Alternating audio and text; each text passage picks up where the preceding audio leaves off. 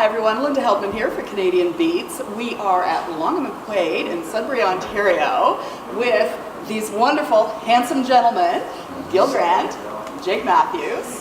Howdy. Welcome, guys. We're Sudburyans. Yes, you are. You found us here. Yes, you are. Even though you don't live here now. No, we're kind of all over the place. Yes. You still come home for a visit a couple of times a year. Yeah, try to for sure. So Yeah. still, obviously, I have a lot of family here. So. Absolutely.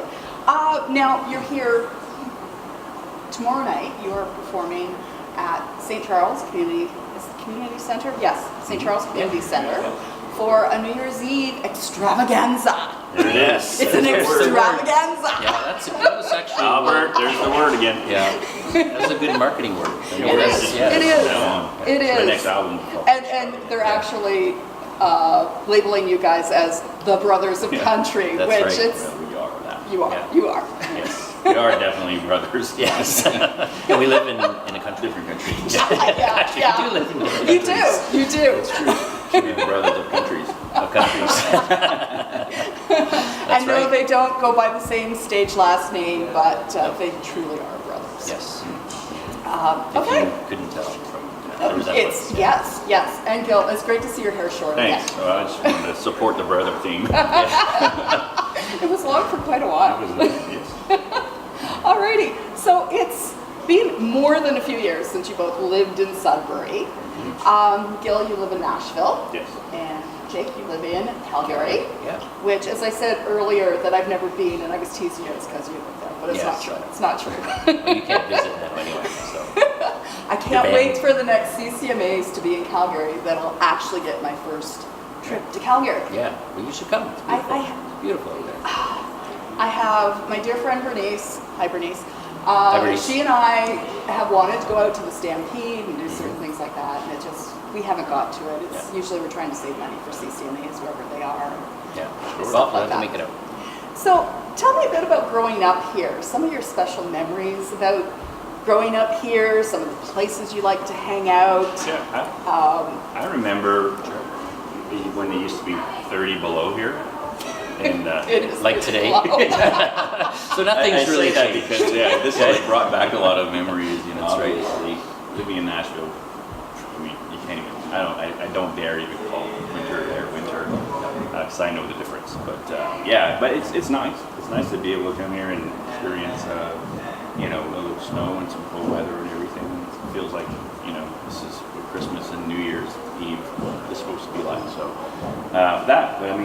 I mean, we grew up in Valcairn, Yeah. which is about 15 minutes or so away from here, and it's kind of a smaller community, and spent most of our time just kind of out riding our bikes. And We playing did what in the other kids fields. did. We Yeah. climbed on top of the houses and threw had snowball fights against each other. Yeah. Did Yeah. crazy stuff. Yeah, and we played in the bar that was actually just kind of attached there, just down the street from here. Oh, okay. A lot. Yeah. Yeah. Okay. Cool. Any special places you used to hang out that don't exist anymore? That's a good question. Gee, I knew we should have reviewed the question. Yeah. Well, the hotel. Didn't you guys used to play at the? Let me tell you about a place that's not here anymore. That was a starting point for both of us, and it was a restaurant called Lucky's, or first Buddy's and Lucky's, but Debbie Thomas Montaigne is who owned the venues, and she has always been supportive of music and of us certainly, and gave us one of our first places to play. Yeah. And so those are not around anymore, but still, when we drive by where they used to be, there's a memory there for sure. Yeah, because it was so important to where we are today. So all new artists need those venues that are really supportive and nurturing new artists, new local artists. So yeah, It was crazy when we started playing in our first bands and stuff. I mean, there were literally probably 13 to 15 venues in the Sudbury area that had live country music. Yeah. I mean, there were bands everywhere playing every weekend, every night and stuff. So that's definitely changed everywhere, not just in Sudbury. But again, that was a cool, it was definitely instrumental to us getting going and pursuing music. Cool. I like that. How was music a part of your lives back then? Obviously, you did some performing. Yeah. Your dad is part of a very large family. So I've heard stories of just you got together and it's like a big jam session when you guys got together. Yeah, and I mean that still happens today. I mean, like my dad was one of 20 kids, right? So a lot of my uncles and aunts played, guitar and sang, and over the holidays, between Christmas and New Year's, we usually get together and rent a hall and sing songs together because we needed to. Because there was like 100 plus anyway. Yeah. So that's kind of where kind of music started for both of us, just being surrounded by it, and even it was as recently as a couple of years ago, a lot of my uncles and aunts all kind of camp in the same area, and we still get together and play guitar and sing, and yeah. I started because I found out that I could win money singing in a talent competition. So that was when I won the first one. I was like, this is fun, and I entered another one, and was lucky to win another one and make some money. So I started making money touring, not touring, but doing talent shows and stuff, which again is another good way. If anybody wants to know, just to get up and if you're not used to performing, whatever, join a talent show and get up on stage with a band and sing. It's fun. Cool. So, was there a pivotal moment for both of you where it was like, hey, music is my career path, it's what I want to do? For me, I mean, it was a full-on commitment because prior to that decision, I used to work at the hospital. I was a nurse at the hospital, and my wife and I just built our first house. So we had a house, and I had my first car, and it was a brand new car, and I realized I had I was young, in my 20s, and I had a great job, and I feel like, wow, I got a lot of things that people kind of thrive for and achieve them at a young age, and I could have just kept from there and just lived that kind of a life, and I felt like I wasn't what I was meant to do, or I didn't feel fulfilled at that point. So I sold my house and rented a U-Haul and hooked the car on the back of it, loaded up all of my stuff, and moved to pursue music. That was crazy. Don't do that.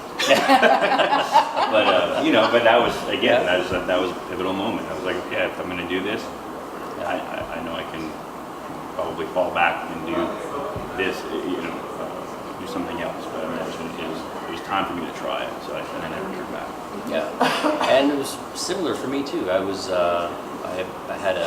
have a science degree, so I was working for the Ministry of Environment here in Sudbury, and I had was working a contract job, and the contract ended, and friends of mine had moved out to Calgary and started working in the oil field. So I decided to take a little bit of time and go out there and visit for about a month or so, and all these and at that point I decided to stay after being there for a couple of months and started applying for jobs. But then I started having all these opportunities in music. I was meeting a lot of musicians, going up to jams, and people were asking me to form bands, and so that was really it was like the path of least resistance, really.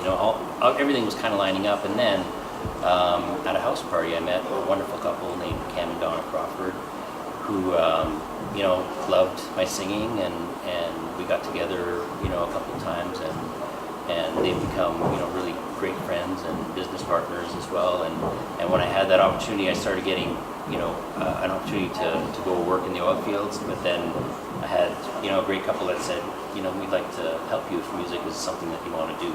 So I kind of reached that fork in the road, knowing if I got a regular job and started making really good money, I'd probably stay that road.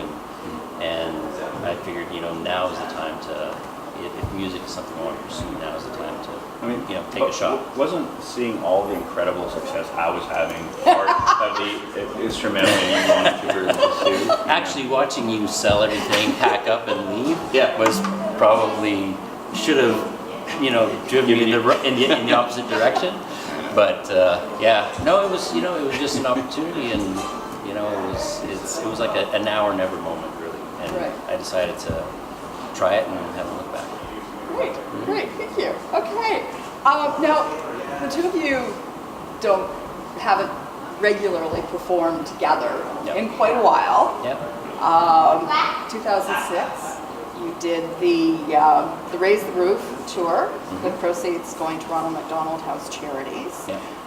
Would you like to do more performing together publicly? Like, I'm sure you get together and just jam and do fun stuff like that. But would Yeah, I mean, for sure. I mean, if there's an opportunity to do that, and if we found the right mix and right reason to do it, I guess. Yeah. I mean, it's not common to have, that many siblings that are in the same industry, in the same genre and everything. So, we both pursued our careers individually, and so I think we're probably more and more getting to a place where we can start thinking about doing some stuff together anyway. And so, it totally makes sense. Great. Do you do a lot of songwriting together? I mean, we have. Yeah, we haven't done very much Obviously that recently. has stopped. But Yeah. We certainly have have written a lot of songs together. I don't have Actually, my first single ever at the radio, I'll Do You One Better, is a song I wrote with Gil and Byron Hill. There's a familiar name, Byron Hill. Yeah, He's worked with everybody. He has. He's worked for me first, though. Yeah, he did. Well, he's never worked. I've only written with Byron. He's never actually worked. Okay, alrighty. Now, Phil, 2018 will mark a few milestones for you this year. Okay, we can still say this year. It's still 2017. You have you have a special birthday coming up on the 8th of January. Are you allowed to say? Well, or are you just 29 and we holding? do now. Are you just 29 and holding? You have to say. I'm happy. I'm happy to reach 50. It's better than the alternative. It's so easy when you look at it that way. That's right. I have no problem. And it's also 20 years since you released your first single, Famous First Words. That's true. Love that song. Thank you. Oh, it's catchy to this day. Yeah. You hear it and Speaking it's of a Byron, sing-along. It's a sing-along. Okay, here's the question. Oh, that wasn't it. It's deep. If you could go back and give any words of wisdom to your younger self, what would you say? Wow, that's a good question. You should have told me before you were going to ask me that. Yeah, but this catches you off guard. Yeah. Now you have time to think. Well, you can ask me the same I question. mean, it's a very complex. I can answer that in so many different ways because there were so many different things that have happened in my life, in my career life for sure. And so, I mean, if you were going to answer that question, you would obviously want to avoid things that were not good, and maybe. But at the same time, you learn from stuff like that. I can absolutely tell you that I have learned a lot in mistakes that I've made, and so maybe that's not good. You wouldn't want to change those things because I feel, and I know 100% that the person that I am today and that's about to turn 50 is a better person and within myself too than I was when I was 27 getting a record deal and stuff. So I guess I wouldn't change it. Cool. Alrighty. So Jake, Yes. 2001 was your first single. 2001. Yes, and we already mentioned the title, I'll Do You One Better. Yeah. Knowing what you know now about the business, what would you tell your younger self? Not to write my first single with Gil. Because he still gets royalties. That's right. Because he's still making money off of me. That was a hit though. Yeah. No, I mean, again, I think Gil said it well. I think there's no telling where your life would be if with any, different decisions that you'd make along the way. So,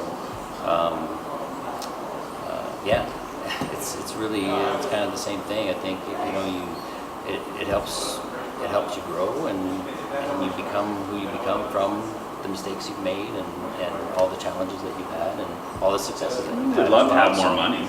Yeah. Right? Yeah. Well, sure. Everybody does. Yeah. Sure. Yeah. That's it. We'll end there. Yeah. Comfortable. Yeah. A comfortable amount of money. Yes. It's like, I've always said, I don't need to be a millionaire. I just want enough to pay my bills, not be in debt. You know what? In the music business, that's an accomplishment. That's success, You really. can do Do what you love what doing. we've been doing Yeah. and for a living, that's pretty cool. Yeah, absolutely.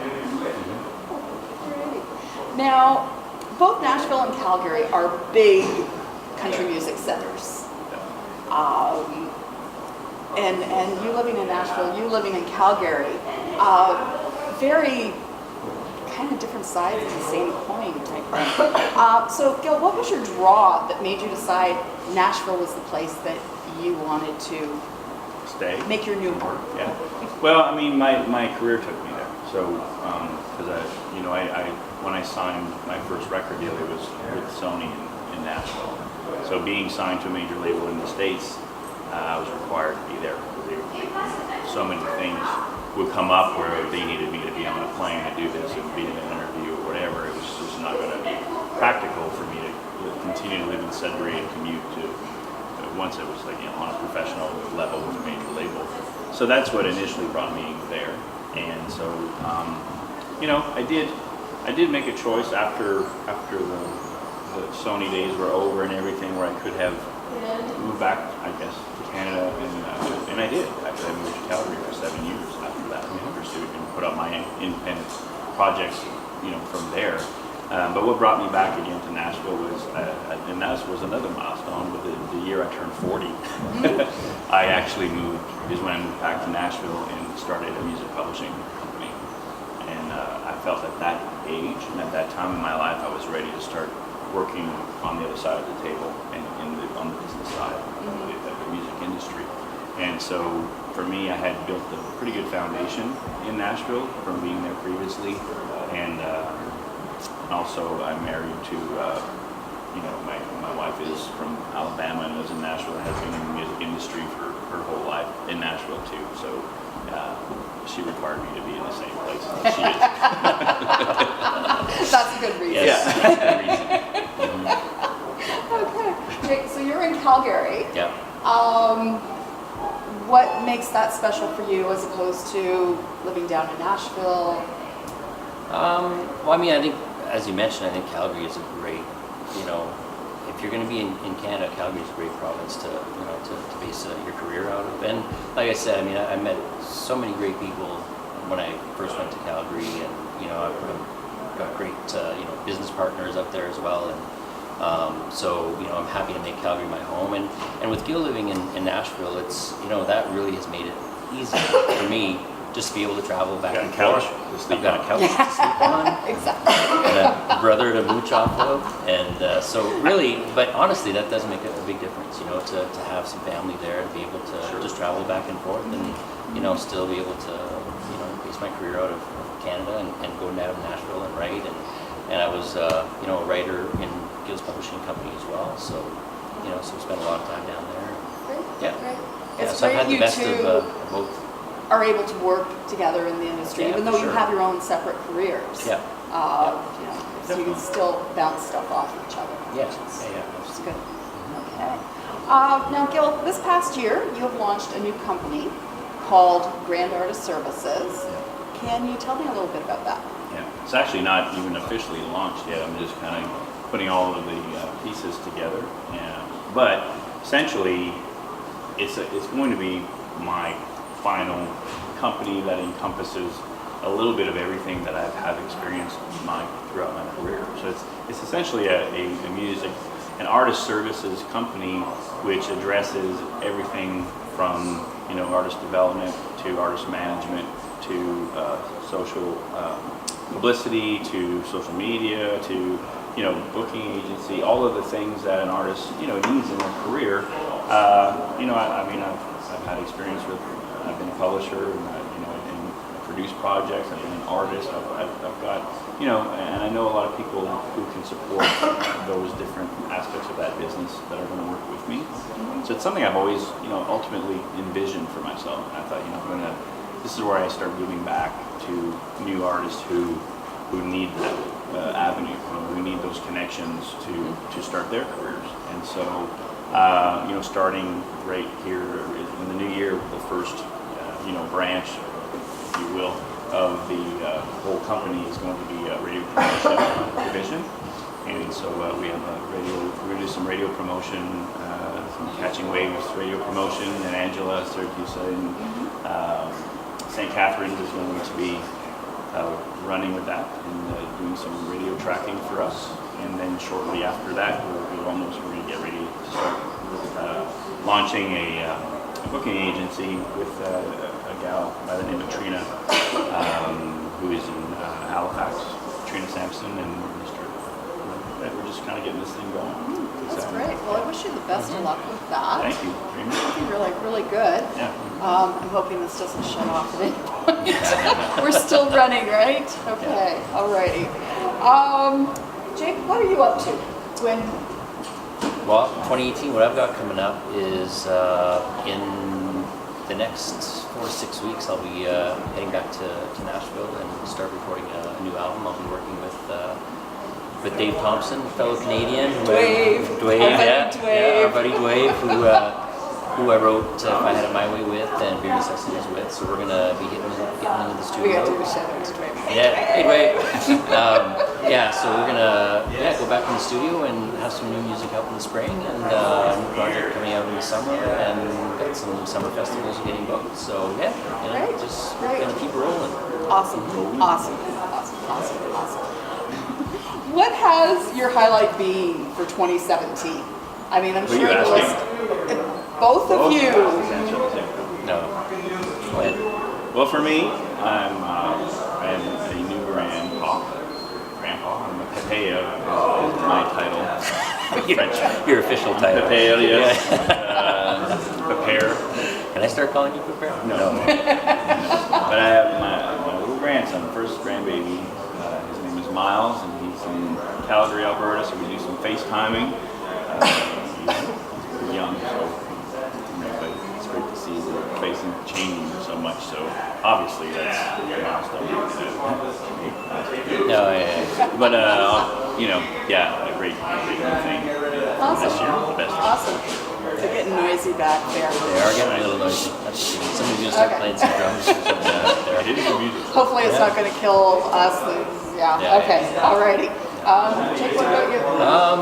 I mean, I think I've had the opportunity to do some great little theater shows, this year, and I love being able to do those venues where you get to tell some stories and have kind of a stripped down set. So those have probably been kind of the highlights for me, being able to do a nice little run of theater shows. Yeah. Great. A lot of fun. And you had mentioned a bit what's ahead for you in 2018. Anything you want to add for that? No, just look out for some new music. Yeah. Awesome. Looking forward to that. Yeah. Gail, what about you? What's on the horizon for 2018? Surprises, lots of surprises. I'm going to turn 50 in the first week. It doesn't hurt. No, it doesn't hurt. Downhill I've from been there. down there. Backside. I got all kinds of things. Kind of good goodies coming up, and you'll have to just check my social media. Alrighty.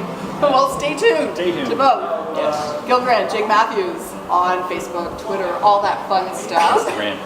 Instagram, yes. Thank you so much for joining me today. You're welcome. Thank you. Best of luck at the show tomorrow night. I will be there, not in working capacity, but just enjoy and bring in 2018 Have with some you fun. guys. Awesome. Okay. Hopefully you got some hugs for me. We'll do. Absolutely. Okay. Alrighty. Awesome. So, again, St. Charles Community Center tomorrow night. The New Year's Eve show. And we're at Long McQuaid, Sudbury, Ontario. And I'm Linda Helpman for Canadian